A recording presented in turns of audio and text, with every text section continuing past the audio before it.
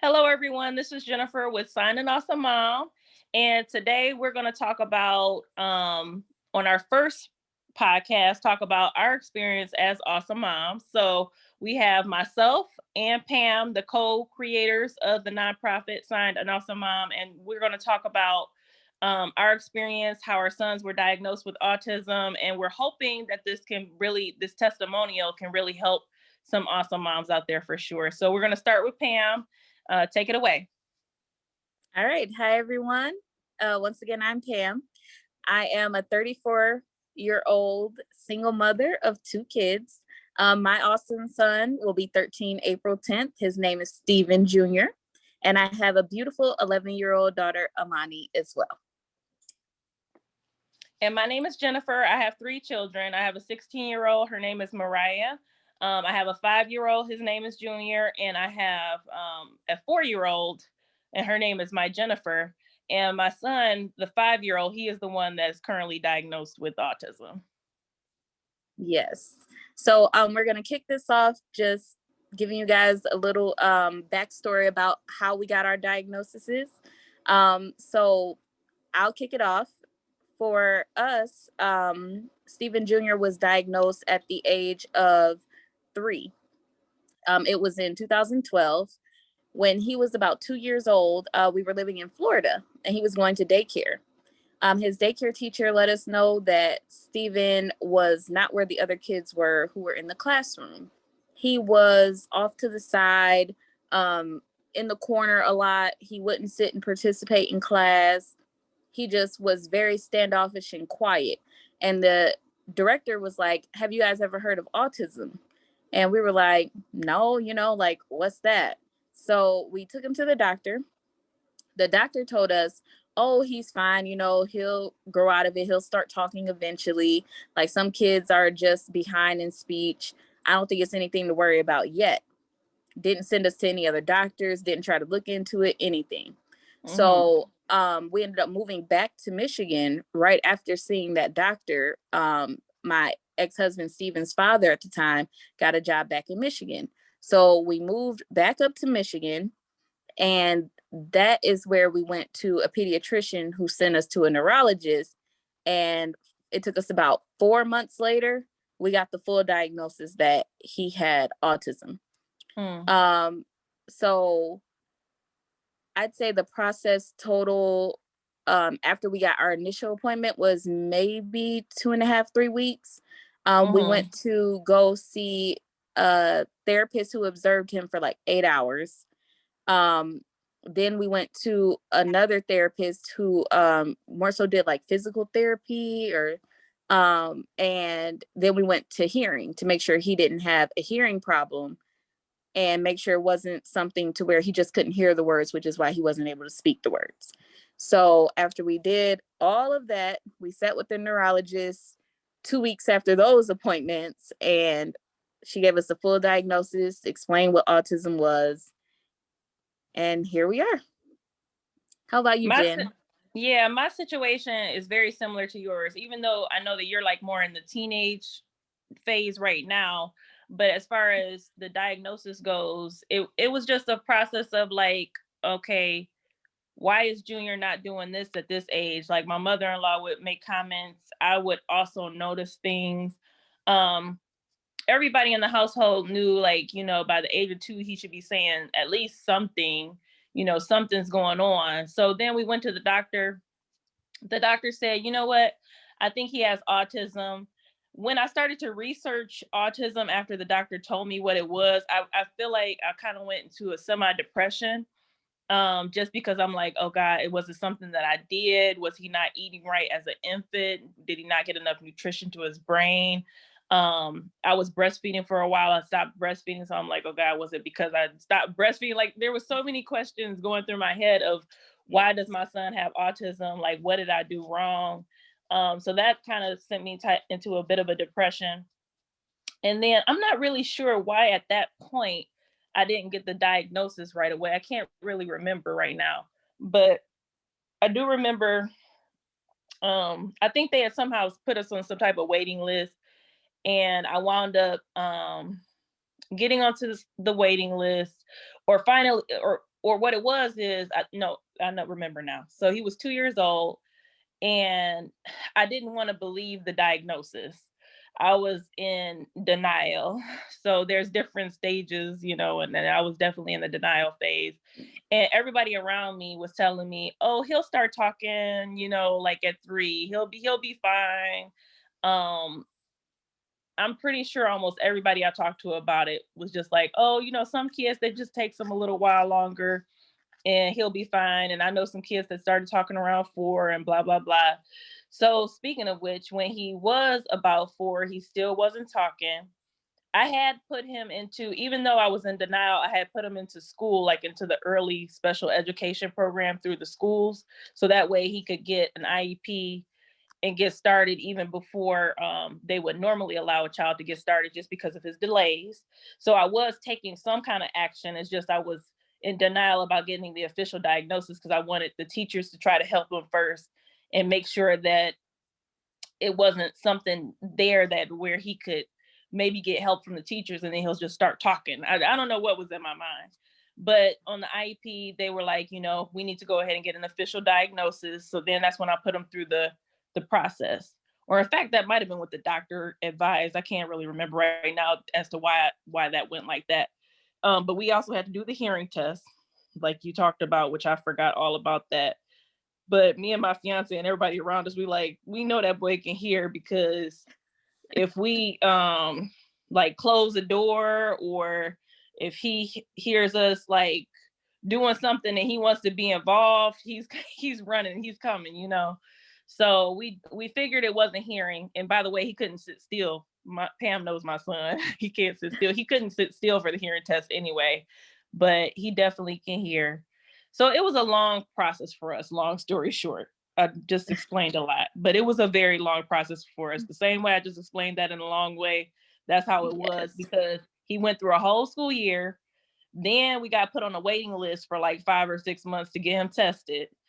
And then we finally got the results, and he had to see, like you said, for about 4 or 5 different doctors who kind of put him through different tests or something like that for some hours. And then they finally got us the diagnosis. So it was a really long, drawn out process that caused me a lot of anxiety, all that other stuff. But yeah, how did you feel though when you actually got the diagnosis? Um, I am a very straight to the point, like, let's fix it type person. Like, I am a Mrs. Fix It. So when I got the diagnosis, I was just like, okay, well, what do we do to fix it? Like, the doctor that our neurologist through Children's Hospital, she was very, very optimistic. She said sometimes kids will grow out of it, like sometimes kids will just start talking out of nowhere. She was like, I have a teenager who just started talking, recently, and they haven't talked their whole lives. She was like, so it's not something that he'll go through his entire life. It can change. He can grow out of it and then have, be higher on the spectrum, et cetera, et cetera. So I immediately had an optimistic view as well. Like, my ex-husband at the time, on the other hand, it was doomsday. Okay. He had the U effect. He was more so like, you're like depression, like, oh, not my son, like, I can't believe this is happening. And I'm like, he could be, like, I feel so bad for parents who have like a terminal diagnosis. Like, it's kids out here who get a cancer diagnosis and stuff. And we were just told our kid has autism. Like, he's not dying. We just have to do some extra stuff to help him. Like, that kind of was my optimistic attitude. And I immediately went into fix it mode. Like, the doctor told us about the different therapies. So we were taking him to Children's Hospital for speech, PT, and OT. 3 mornings out the week. I think it was like Monday, Tuesday, Wednesday, or something like that, right from the beginning. And there wasn't really a waiting list back then, thank God, like it is now, because we are on long waiting lists now for any type of therapy. So luckily we had gotten right in. And then we also got to see a gastrologist. Like, it was a lot of other specialists that I just took the reins on it immediately. I just started making appointment after appointment after appointment. I just wanted him to be okay and be the person who grew out of it. Was just honestly my feeling about it, like he'll be fine. Like I had a very optimistic view. Yeah. And that's how you feel as a parent. You just want your baby to be okay. You know what I'm saying? Yeah. And you want to make sure that if something happens to you as a parent, that they'll be able to. Now I'm to a point where when I first became a parent, I had no idea autism wasn't even a possibility, because it had not shown itself in my family previously to where I would think, okay, this is something that's possible for to happen to us.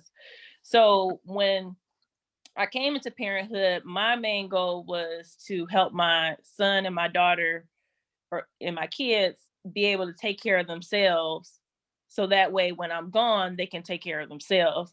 So, like, when I got the autism diagnosis, the first thing I'm thinking to myself is, if something happens to me, how will Junior be able to take care of himself? You know what I'm saying? Like, Yeah, so definitely. that is I feel like is a big question that I even see online with a lot of parents is, what's going to happen to my baby after I'm gone, you know? Yes. It's a And I mean, I really, hate to say it, really but like strong even like question. like a single mother with an autistic child in the house, if something happens to that mother, what happens to their baby? You know what I'm saying? Like, those are like the things is where those are the questions, the things that can kind of, I hate to say, stress you out a little bit. Yeah. But I will yeah, say, I think so your reaction is the more common reaction when people hear the diagnosis. I definitely think yours is more common than what mine was. I think I'm just naturally someone who tries to be as optimistic as possible. And especially back then, like I was Steven's born when I was 21. So I was like, what, 24 at the time? Like I was super optimistic. I was like, oh, we'll be fine. I was like, he'll just grow out of it. We'll be all right. Like, we just gonna go to these therapies and do what we're supposed to do. Like, had no idea the roller coaster I was in for. No idea. right. Completely clueless. Completely clueless. But I think your reaction is more the common one. So I definitely glad you shared like the anxiety and going through the depression, because I think a lot of parents take it really hard and blame themselves when they hear the diagnosis and it has nothing to do with them. Yeah, my biggest advice now, because now that I'm over, even though I say that I'm over the anxiety, I still like feel it. Like I feel it in my arm, which is something weird to say. And the doctor who I went to, she told me that's kind of like a natural reaction, like something within your body reacts to the anxiety. So I still feel it. But at the same time, I'm over it in the fact of I no longer blame myself for it, which helps me a lot to deal with it more. But also, I'm very much so like you as far as a problem solver.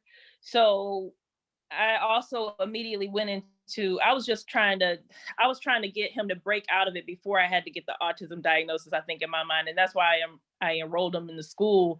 And I'm thinking, okay, so he should start to kind of come out of it, and everything. And oh Lord, like you said, at the end of the day, it's a roller coaster ride that if you're not prepared for it, it can truly be a roller coaster ride for you. And Yes. really, I think the main note for me too, as far as something I learned from it, is as a parent, especially as a new parent, you have to be prepared for anything that life throws at you when it comes to your kids. You Oh yeah, know? for sure. Yeah. I love that how you said that the people around you kept saying he would grow out of it. So when you did tell your family and everyone like what the diagnosis was, like what was their reaction to it? Well, I still have some family members that say like, "Oh, it's just a discipline thing," or that boy will be all right.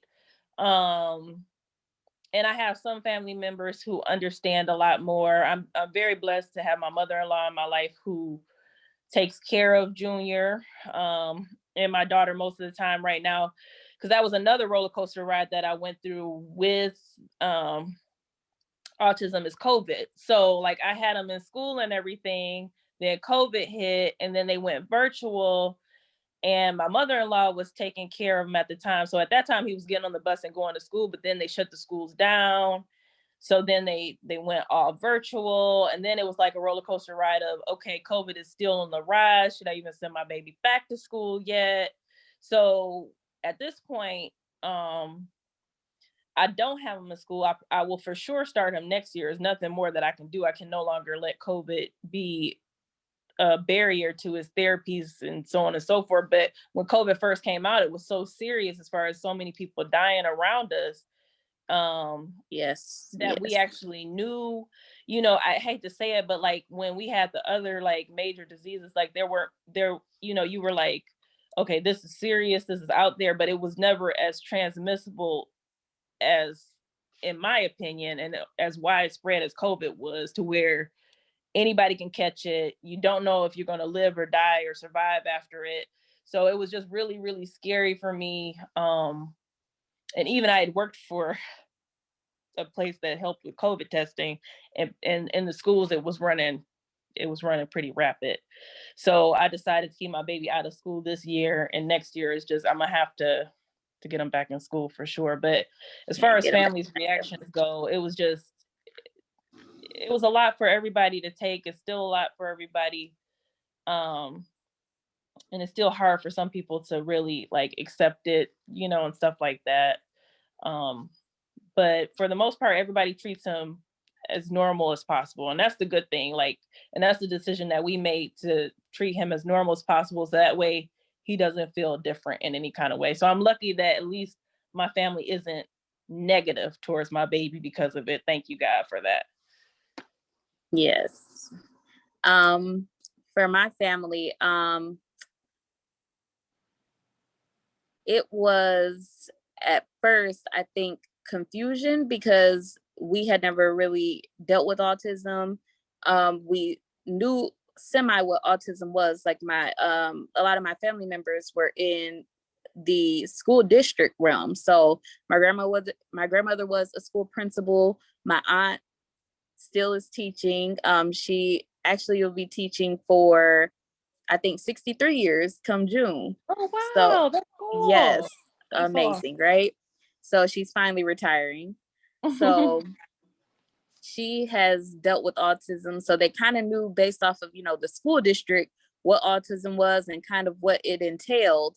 And they were like a big help, but I think it was still confusion of how did he get it when it was first diagnosed. But my family wrapped their arms around us instantly, like, whatever you need, whatever he needs, just tell us, we'll get it done. And they are still like that to this day. Like, I am very, awesome. Very, very blessed with my family. Like, but as far as like how you guys treat Junior normal, my Junior is spoiled. Okay. We treated him like a baby for too long. So don't do that. And yes, I'm calling out my family on this video because I know you guys are going to watch it. We baby Junior all the time. Okay. My Junior is spoiled. Okay. Well, so my trying to get him too. Out of the spoiledness, like, us spoiling him made him super lazy. He thinks you're supposed to do everything for him. Okay. So when his teacher like brought it to my attention, it was like, he had the same teacher from kindergarten to 5th grade. Aww. And she told us, like, her name's Miss Frazier. Hopefully she watches this. Hi, Miss Frazier. We miss you.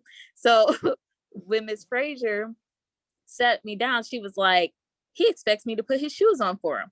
It's like, yeah, like, like, she's like, no, I'm not putting his shoes on. And she's like, older than I was and stuff. So I was like, yes, ma'am. I guess he putting his shoes on now. And it's crazy that when you have outside people who are, looking in, like, they can see the things that you're messing up on. So I had to tell the whole family, like, nope, he got to put his own jacket, his own shoes on. Nope, stop it. Don't put it on. Like, whenever he learns a new skill, it's hard to get my family to stop, let him do it himself. He's right. A grown man now. He's taller than all of us, so pause, don't do it. So right. I thank God for my family every day. I don't know how I would have made it through if it wasn't for them, as well as my very close friends who I consider family as well. I love them all. Like their godmother, Tracy, like, that's a sister to me. Like, that's my best friend. And she has been very, very instrumental. Her and her mother, who was an educator too. They've been very instrumental in helping him grow as well. So yes, very big village. That is awesome. Yeah. Oh God, I was gonna say something based on what you said, but can't remember now. But it's okay. So, well, what's something else that we wanted to talk about with about our babies? Definitely some of our challenges and wins. I think it's important that we discuss some of the bad things that we've really gone through, and then like some of the great things as well. So, what's some of the things that were really, really hard on you guys? Well, um, autism presents a lot of challenges to you, like you said. And what I have found is definitely a lot of like compulsive repetitive behavior from Junior. He's kind of growing out of it a little bit more as he gets older. But when he was younger, you know, there would be a need for him to do something and he has to do it. And sometimes it can kind of be destructive. So like for instance, with the blinds, he likes to play with the or like these blinds that I have here at our old house, he destroyed him and his sister because his sister follows him. Like his sister looks up to him and she wants to do what he does. So they destroyed all our blinds at our Too old cute. house. They like hear what he'll do, and I know to stop him now so that he doesn't destroy my blinds. He did destroy the blinds in the playroom. However, he's not gotten to the blinds in my room because I stopped his butt. But he'll take the little like thing that you open up the blinds with, and he'll take that and kind of like want to play with it. But if he plays with it for too long, he's gonna break it off. Because I've had this experience a million times before. But it's the same thing with toys. I'll buy toys, and within a day or two, the toys are broken. So now I know, Mhm. okay, I'm not gonna invest that much more into certain toys for him. Water bottles, he takes them and just wants to pour them down the sink. It's a compulsive behavior for him. He just enjoys seeing the water go down the sink. Now, some of this could just very well be normal 5-year-old boy behavior, but it's like to a point where I can't discipline him out of it. So, like with a child who would be quote unquote neurotypical, where they think with a more of a normal pattern, you can discipline them out of certain actions and behaviors and sit them down and be like, hey, this is not right. And they will stop, at least in front of your face. But with him, he's got to do it. He sees the water bottle and like I'm on top of him, I'm watching him, and then the water bottle is gone, and I'm like, oh my god, how did he get over on me again? But but like it's like little stuff like that, and then there are bigger things, and he used to not sleep all the time, so then I would sleep not I would be sleep deprived. He's not sleeping. What about for you? What were some of your challenges? Um, Big ones when he was younger is definitely sleep deprivation. Like he would go to sleep at the bedtime, but he would wake up in the middle of the night, crawl out of his crib, turn on his TV, turn on his cable box, and sit there in his rocking chair watching TV at 2, 3 o'clock in the morning. That's how you Okay. know they smart So as all heck. you hear is Nick Jr. blasting from the other room. And we were like, we have a baby genius on our hands, like crawling out the crib, turning on TV and cable box on his own. Autism, okay? Like, no, like go to bed. And he, would not lay down. He wouldn't lay down. And it was just a lot. And then I was pregnant with his sister also at the time when he was doing things like that, because he was like 1.5. This is before the autism diagnosis, by the way. And I was like, please, you have to go to sleep. So the doctor said, well, he needs blackout curtains and take the TV out his room or make him sleep in your room. So we put the crib in our room. We shut everything down. We got blackout curtains. We did everything the doctor told us to. The way my water broke at 5 o'clock in the morning is he woke up, boom, boom, boom, boom, knocking the crib up against the wall because he didn't want to sleep. And he had been up since 3 o'clock in the morning. And I was tired. I was humongous, about to pop any day now, frustrated. I screamed, shut up, Junior, now! Like scream at the top of my lung, boom, water broke everywhere. Mm. So it was like the sleep deprivation, like I do not miss those days. Another thing Melatonin saved is, my life. That's all I know. Because oh my with the God, right? melatonin, it made him go to sleep. I see it online all the time from autism moms in the groups that I'm in, where they're like, their child won't go to sleep. And I always comment like melatonin, and melatonin, unfortunately, I've seen in those same comments, does not work for every autistic child. Like some Really?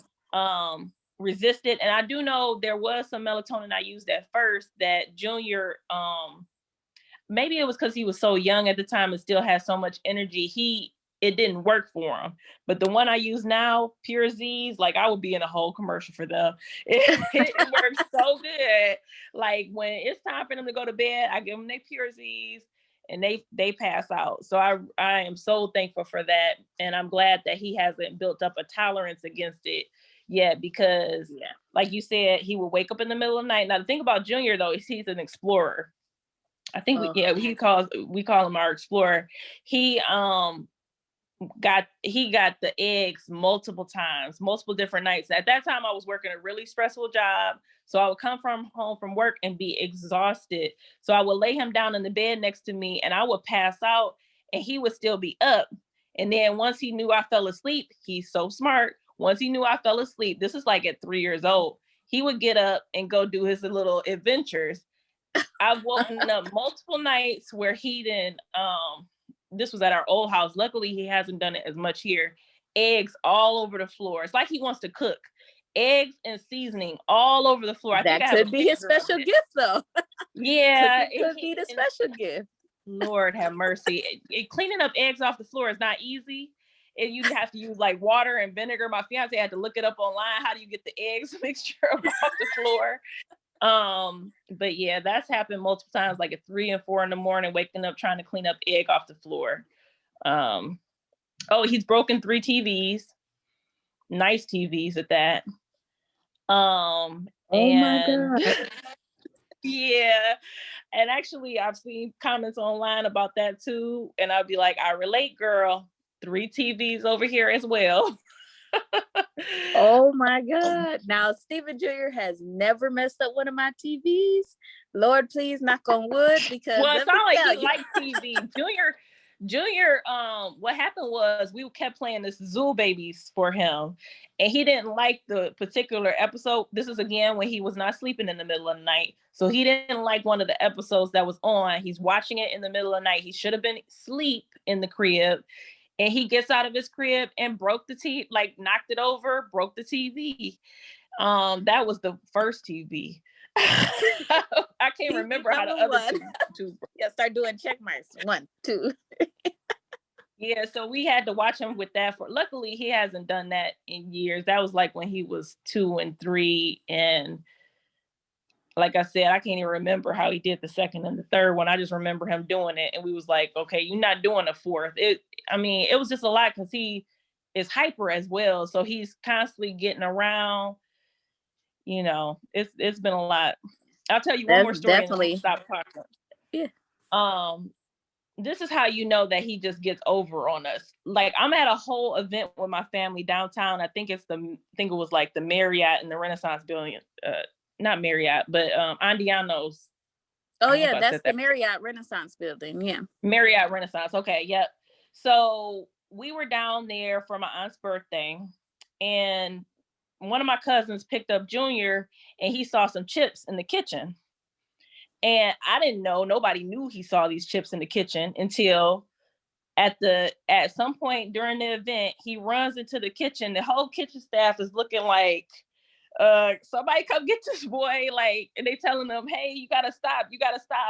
He went, he grabbed his bag of Doritos, left the kitchen, came out, sat down at the table, opened them up, and started eating. He got what he needed. 20 different family members there. And then I'm like, I'm sorry, y'all, he's autistic. I'm constantly like, I'm sorry, y'all, he's autistic. He's nonverbal. The autism explanation. And this one woman, she's like, I know, because I got a nephew like that. So I understood as soon as I seen it. We went to Airtime. He tried to take some chips from there, but by that time I was on to him. So like once he does something a couple times, I'm usually like, now I know what the game plan is. Yeah. Hilarious. Yes. Other challenge, like streaking from like 5 to 9, and I just put that on the blog today.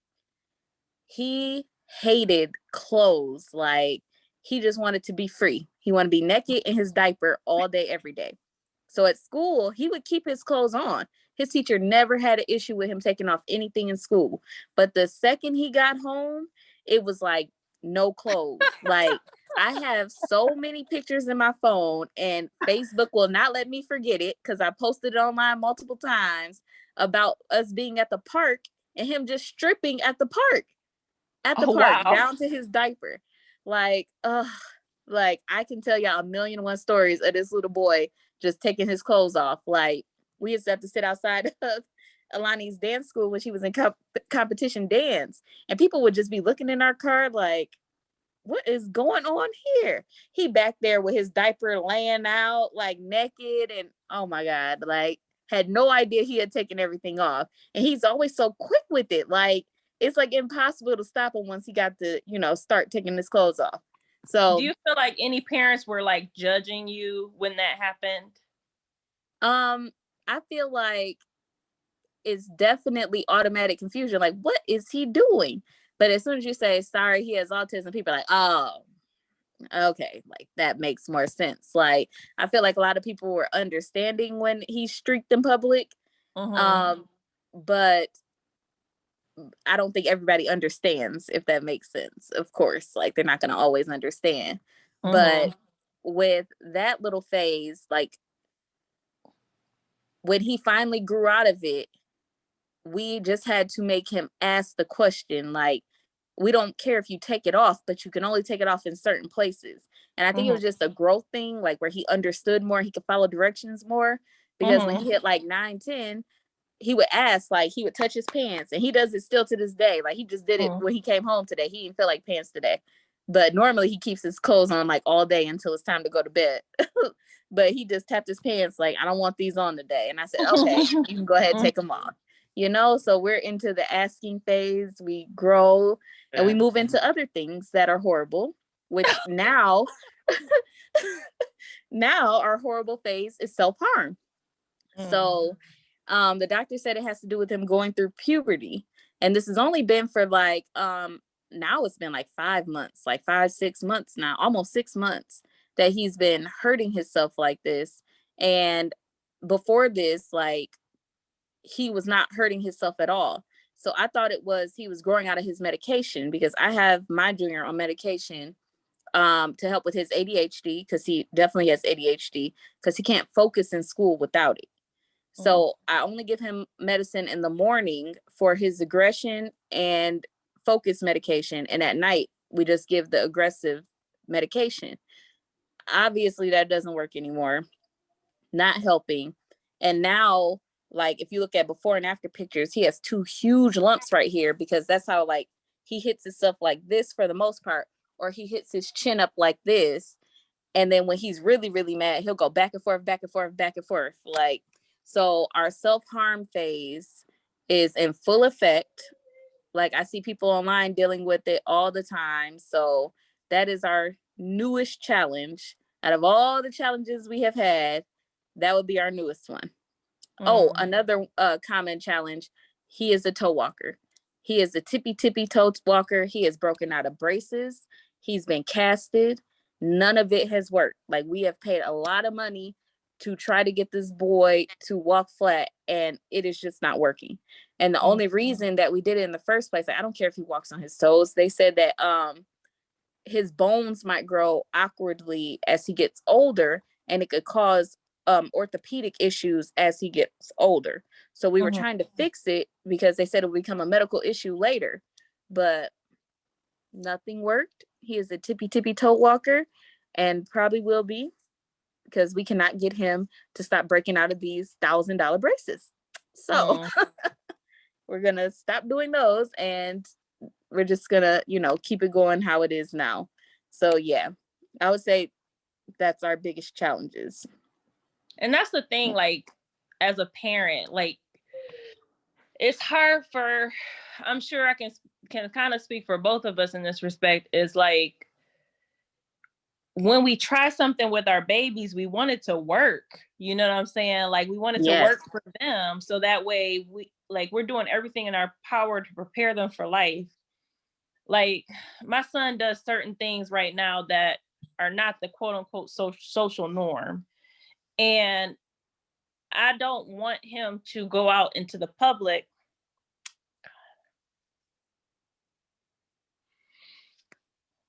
and be Oh, it's judged. okay. Yeah. So I try to break him out of it, but he doesn't understand. So then it's like, I keep trying, and it feels like a bit of insanity. But at the same time, like, I know I got to keep trying. I know I got to keep saying it, but it can be hard. Yes. He's going to be fine. Like, I feel like autism is becoming so prominent. I run across now more people who at least know of it than not. Like, whether they have a kid or not, they say, oh, my nephew is the same way. Like you said about the person at the Renaissance Center, like, or they'll say, my best friend has a son who's like that. Like, I run into a lot of those people. And I think the awareness of it is another big reason why I really wanted to do this nonprofit, because we are the ones with the kids who are yelling and screaming in the grocery store and falling all out. And it's not because they're a bad kid, it's because they don't want to be at the grocery store that day. And I had to Right. come groceries, and now they're having a full-on meltdown because I probably said he couldn't have these Oreos over here. You know about like, our Oreo wars. okay, our Oreo wars, okay? Like, my son has had a complete meltdown out of nowhere in the grocery store and just laid out on the ground in Kroger. Like, he just was doing snow angels in the temper tantrum, okay? Just in the middle of the aisle. And I honestly like was tired that day, and I was so frustrated. I was like, Girl. I just stood there with like this. That's what I said. Like, all I could do was just stand here like, and then a lady walked over and she was like, come on, buddy, stand up. And he like stood up instantly for her. I was like, like, how did you get him up like this? She was like, yeah, she's like, he probably just doesn't want to be here today. I said, he doesn't. I said, he just wants to go. I said, I just have 2 more things to grab. And she like walked with us, and he was throwing a little bit of temper tantrum. He was stomping his feet as we go through the store. As soon as we got to the checkout counter, he was smiling, rocking back and forth like this, like, we about to leave. Like, I like, you just took me through all these changes because you didn't want to be here. Like, so that was like another thing I talked about in like the blog that I wrote. Like, you just have to flow with their day. If he didn't want to go to grocery store that day, I should have just went home. Okay, like, thank God it's like DoorDash Girl, now who does bye. grocery I am not shopping. doing. I'm not going home because I know exactly what you went through, and I'm still going through it to this day. I have 2 toddlers that I'm going to the grocery store with. Luckily, Junior loves getting into the buggy, so he'll get into the buggy and be cooperative. He wants to. Now, granted, I still have to keep an eye on him because he will at some points want to get up out of the buggy and go do something. One time I let go of his hand recently at the store as I was getting out of the car. This boy ran into the store. I told you the story. Ran into the store to the meat Oh department. yeah. I had to tell the store, and the store didn't know what to do. I told the guy at the store, I'm like, my son just got loose in the store. I need you to send somebody to help me. He's like, well, ma'am, it's nothing I could do. And that's where the autism awareness has to come into play. Like, but luckily, even though he told me it was nothing he could do, he did actually wind up going and telling the manager. But I found my son before, because I'm mama mode. I'm like, I'm finding my baby. So I found Okay. my son before the manager even came and found me. That whole store know us though, because my daughter acts a damn fool in the store. Because I'll be like, she be having whole tantrums when she don't get her way in the store because her dad. Well, I shouldn't say just her dad, but we spoil her too. And we trying to work on it, but she like I don't necessarily get what her like the thing about her. And I think I just saw this online the other day. This is, I don't want to go too far into a tantrum, but they said it's some type of echo, something they called it, where she just repeats everything you say. So like for her, when I'm trying to discipline her, I'll be like, I'm the mama, and she goes, I'm the mama. Like, she literally is just a mirror to me right now. So I have to get her evaluated. I'm working with the Troy School District right now to get her evaluated, because it's not that she has a major delay. She just needs I think she just needs a little extra attention because she's looking at her brother so much, and she's just not around a bunch of kids because of COVID and all the other stuff. Yeah. But anyway, so yeah, they know us at the store.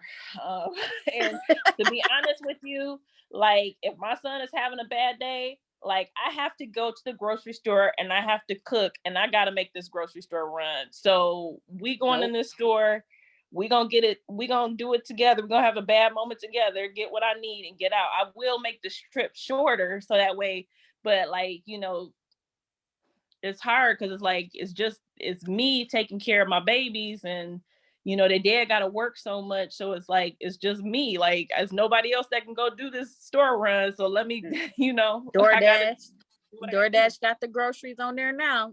That's true, actually I need to start using them I because I got do, do, dash do. pass and everything now, so I need to start Okay, doing that's what I mean. Like, no, I'm not going. If he don't want to go, like me and him are here now. Like, this not a grocery store but day. my Like, if I kids pull up to the actually store, they like actually like Junior it, but they be acting so. non-verbally communicates now. So if I pull up to the store and he go, like, and he get mad, I'm like, oh, not a grocery store day. I pull right back out. Isn't Like, it amazing how we understand our babies though? oh, Like I understand. My favorite meme is the one that goes, it got like all these words on it. And it said, autistic moms. Oh, okay, I'll go get you some juice. We Yeah, my baby, understand he their luckily crazy he language. But and when they I pull up, like if he ready to go in the store, he'll get to opening his door. Like, all right, mom, let's go in the store. But the days where he don't want to, I'm not doing it. Like, we gonna stay in this car. We gonna just go ahead and pull off and call it a day. And I will order them online. Not I gonna hear do it you. to myself. That's good though. But yeah, but luckily Junior don't really have that issue. What he will do in the store though, and why I've learned to just not really care what other people think if they like judging or anything, is he randomly screams. And like or because he's frustrated, he can't say what it is that he wants to say. I remember one of his nurses told me that one time. It's like it's just a frustration thing of if he can't communicate what it is that he's trying to communicate. And then he's a kid too, so like some of the stuff that he wants to communicate to me, no, you can't eat the whole pack of Oreos, so scream. I'm like, get the scream out now, because no, you're not about to sit here and eat all this sugar.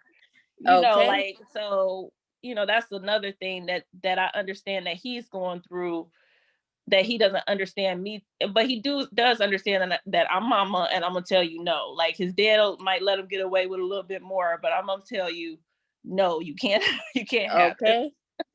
That don't mean they have to like it, because you will definitely feel it when he don't like something. Like, now he in this little thing, and it's like having a regular teenager. It truly is. Like, even though he can't talk, the attitudes, like, didn't I just tell you no? Who you talking to? Like, it's like the back and forth between me and him, and he'll sit back like, I don't like you. Like, he will sit back and grim me. Okay, like, I'm telling y'all, like, this teenage phase is not for me.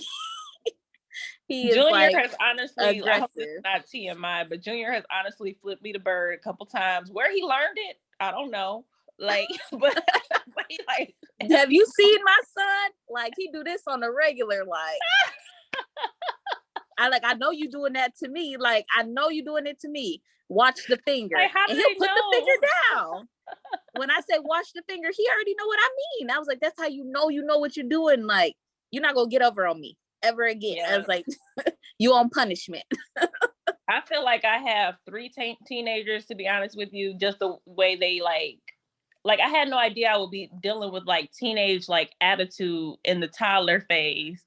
I don't know if it's because they do have a teenage sister, so they somehow look, like somehow learn that a little, and she's not even that bad. Like, but my Jen, she act like a little teenager.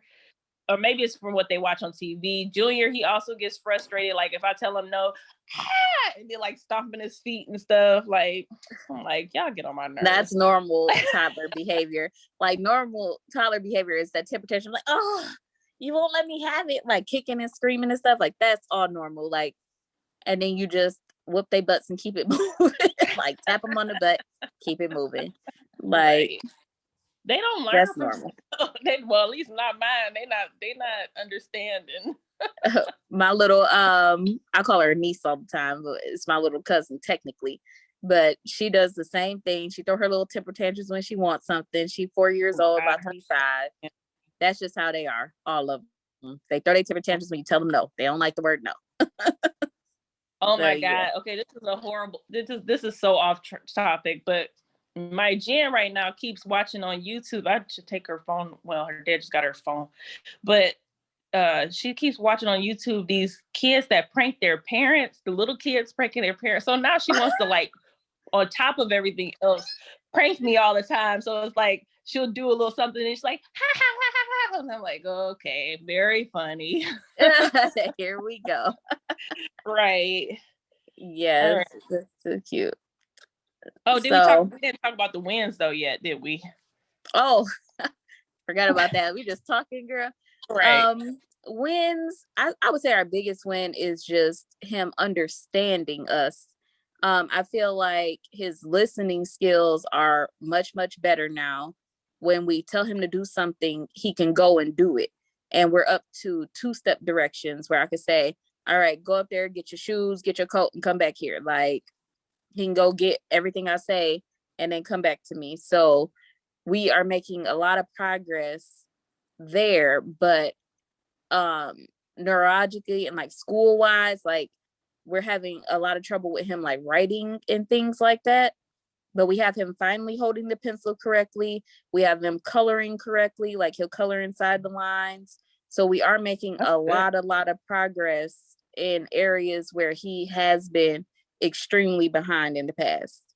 um Another thing that they learned is he works perfectly on a tablet. So they stopped giving him a lot of work in front of him like the other kids. And yes, you should be able, to know how to write and things like that. But he does better when he's supposed to do his letters with his finger on a screen. So they're trying to learn how to move kids more digitally than making them do everything on pen and paper. So not really sure if he'll ever be able to write his name out, but he can at least, put his letters in order on a screen. Like if they That's jumble good. the ST, everything, he can spell his name out, STEV, like he knows how to spell Steven. So we're making a lot of strides in school, which is really, really big to me.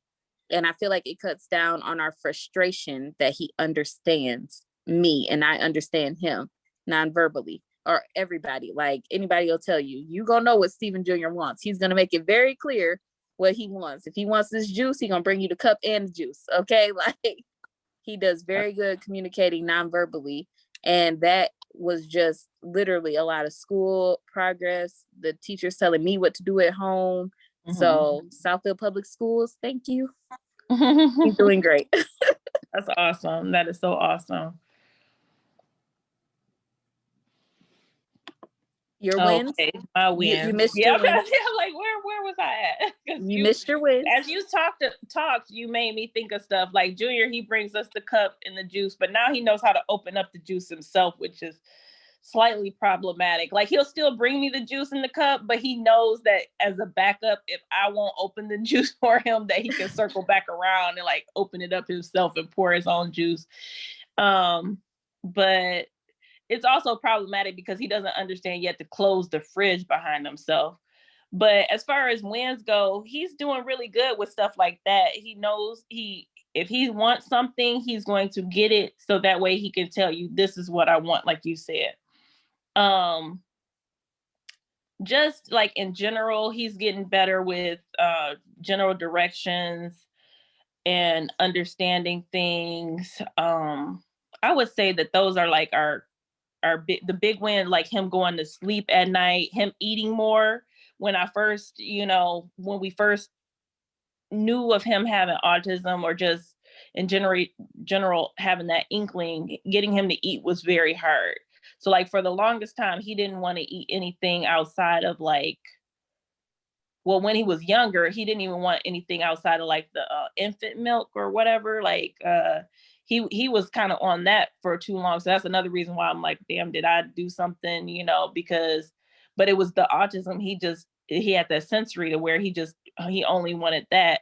But over time, like I would try other little things with them, and then he start eating it, like sausage. Now he eats sausage. He eats peanut butter. He'll eat spinach dip. He has a very weird, he eats cream of wheat, Alfredo. So like tonight I made him some like cream of mushroom, like noodles, like buttered noodles type thing. He'll eat that. So it's only certain pizza, of course, Oreos. It's only certain things that he'll eat. So I have to kind of have his menu in mind when I'm going to the grocery store. I have to make him a separate dinner most times than everybody else. So that way, same thing with my Gina too. But of course, she has a bigger palate than Junior. Like I literally will try to sit there and feed him whatever food it is so he can try it, but he just won't put it in his mouth because he can't stomach it really. Like he'll just spit it right back up, whatever it is I'm trying to feed him. So like when I was telling my family about him having autism, you know, they were telling me about maybe trying to change his diet, and I'm like, like that's Okay. whole process. Like and then the crazy part is like you'll think he likes the food, like bananas, and the other day he just put the bananas in his mouth, spit it right back out. It's like, so some days he'll like it, some days he won't. It's really like hit or miss. Always But at hit or least he's miss. eating a lot more than what he used to eat, which was mainly just like peanut butter bread, applesauce, and you know, milk and stuff like that. So you know, progress is being made. God, he kind of recently reverted back and started eating crayons. Wanting to eat the crayons. And Yeah. again, that's a like tough part of being an autism mom. It's like I want to just give you some crayons and a paper and let you explore and start drawing, but instead he wants to break every crayon in half. It's a compulsive thing. Break every crayon in half. He bit the crayon, and when he started eating it, I'm like, oh dear God, it's one thing to break them in half, but to want to actually eat the crayon, and you don't want to eat anything else, but you want to put this Yeah. crayon in your mouth, like, you know. Then I'm like, My okay. Stephen doctor said it was an iron deficiency when he was like eating crayons and eating soap. He loved to eat soap when he was younger. So we had to give him iron, like iron drops when he was younger to make him stop eating those things. So check his iron.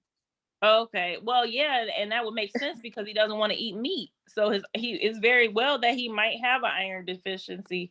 I do give him Yeah. sausage pretty much every day because that's beef sausage. I'll give him that because I know that's the only thing that he really will eat. That's meat. But Stephen loved chicken, like, but he had to have chicken with like ketchup on it when he was younger. And now all his chicken has to have barbecue sauce on it.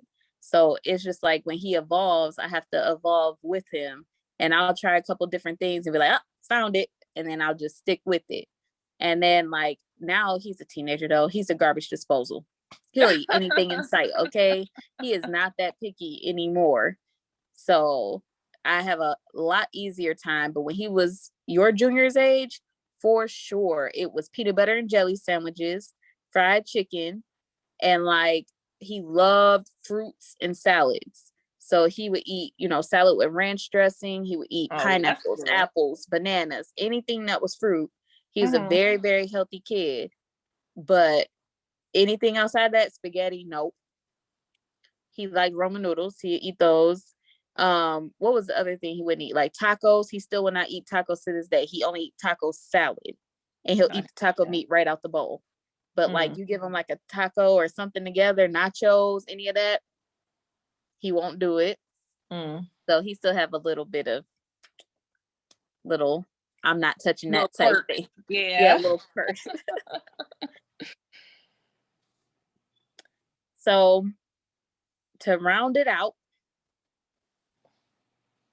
we talked about a lot.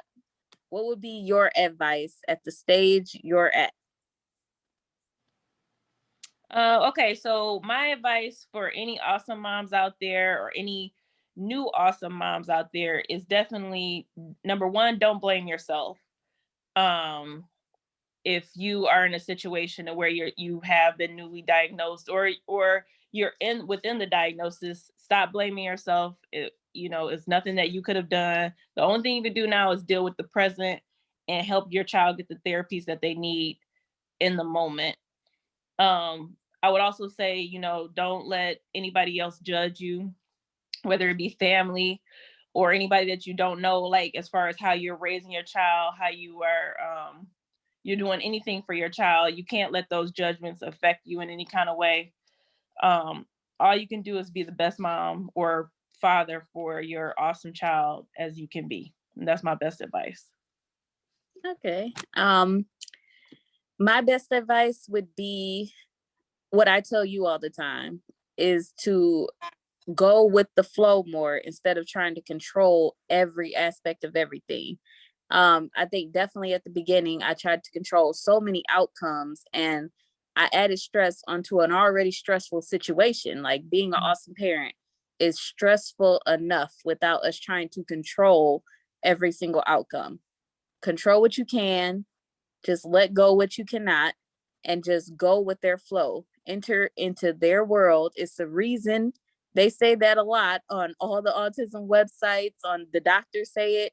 You enter into their world, enter into what they need, and just go with their flow, and it will reduce your stress a lot. Another word of advice is to lean on others. I think a lot of times we feel like no one will understand, but it's not always that we need them to understand. Sometimes you just need to get it out. And I think at the beginning, a lot of times I held so much in and I held so much to myself. And I just probably cut years off of my life from keeping so much bottled in. And my family is so amazing and so awesome. And my friends are all great and there for me. I definitely now can say, like, let me tell y'all what Stephen Jr. doing now. And it's just a listening ear. Like, I don't need them to know what I'm going through, but that listening ear and just saying it out loud sometimes is more than enough. And then, of course, take care of yourself first. Put your face mask on first, and self-love. Like, you have to do something that makes you happy at least once a day. I don't care if it's to watch your favorite television show. Take that 30 minutes, take that hour, sit there, watch that television show, put a smile on your face, and keep the day moving. It's so hard, and we are amazing. And God gave us this journey. We are his strongest warriors. Just enjoy the ride and just try to make it as positive as you can, even with all the negativity and the hardships that we face. All right. Yes, Well, yes. that's awesome. Yes. No So pun we're going to wrap up this episode. You guys, please click like and subscribe on our YouTube channel. Please, please, please. Also follow our Facebook and Instagram pages, as well as TikTok. All of them are Signed and Awesome Parent. And we'll make sure we write that in the comments below. Please comment on this video. Let us know what you think. Tell us your experiences, your diagnosis story, your challenges, your wins. We want to hear it all. All right. Anything Signing else? off, parent. Sign to Awesome Mommies. Right. All right. Have a great one, everybody. We'll see you on the next show. All right. Bye.